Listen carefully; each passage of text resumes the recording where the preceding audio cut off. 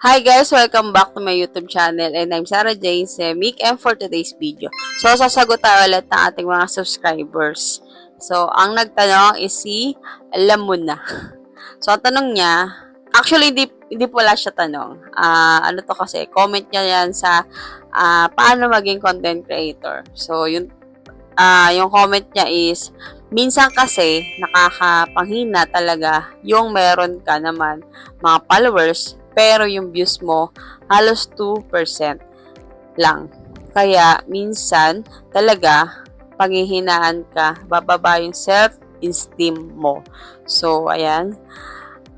Ba, hindi siya tanong pero about sa pagiging content creator. So, mo ng ganun topic at napadpad ka dito. Itong content na to is para sa'yo talaga kasi napunta ka dito. And kung bago ka pala sa akin channel, huwag mo kalimutang mag-like and subscribe and click mo yung bell para updated ka na nga sa mga video na i-upload natin. At simulan natin agad pagkatapos ng aking intro.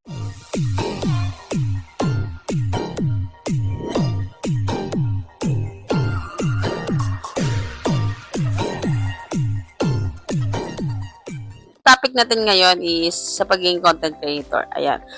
Minsan, panginaan daw siya ng loob. So, ang masasabi ko lang po dyan, kapag pinasok nyo po yung pagiging content creator, is kasama po yan lahat. Lahat mararanasan nyo po. Lahat po talaga.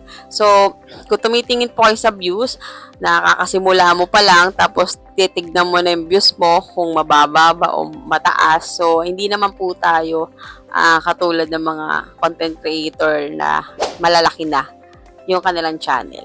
So, tayo kasi is nagpapagrow pa lang. So, expect mo na po yon na maliit yung views natin.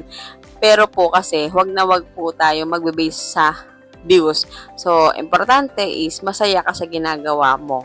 So, pinili mo maging content creator, dapat po masaya ka palagi sa kung ano yung ginagawa mo. Yun po yung pinaka-importante kapag pinasok mo tong pagiging content creator. Kasi po ngayon, napakarami na pong mga vlogger, di ba po? Napakarami na po talaga. As in, ang dami na. So, wag tayong gagaya sa kanila at mag-focus ka sa content mo. Kung saan ka magaling and kung ano yung gusto mong i-share sa lahat na content. Ayan po, mag-focus ka doon. Kasi kung titingin ka sa views, panghinaan ka talaga ng loob. Yan po. Wag na wag kang panghinaan ng loob dahil doon. Kasi kung magsimula ka pala maging content creator at tinitignan mo na yung magiging resulta is hindi po yun.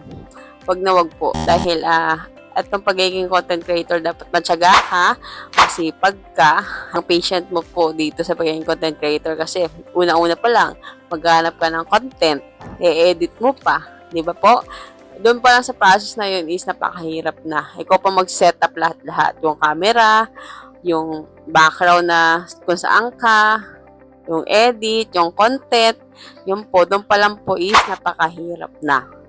So, wag na wag kang panghinaan ng loob. Kaya mo yan. Go lang ng go, laban. Dahil, kapag may pangarap ka and gusto mo yung ginagawa mo, pagsisikapan mo maging maayos at maging successful ka sa ginagawa mo. Yung akin po kasing YouTube channel, nag-start po ako 2019 pa.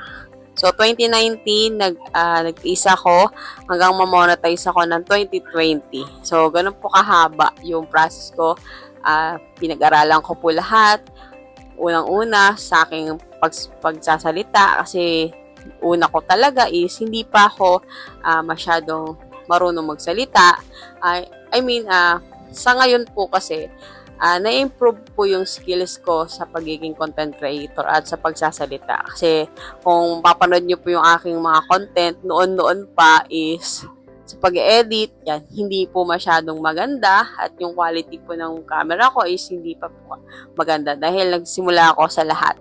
As in, zero po lahat. Nag-aralan ko mabuti lahat ng proseso dito sa YouTube sa pagiging content creator. Lagi po ako nag-search ng content ko po. So, yun po. Pag-aralan po natin mabuti.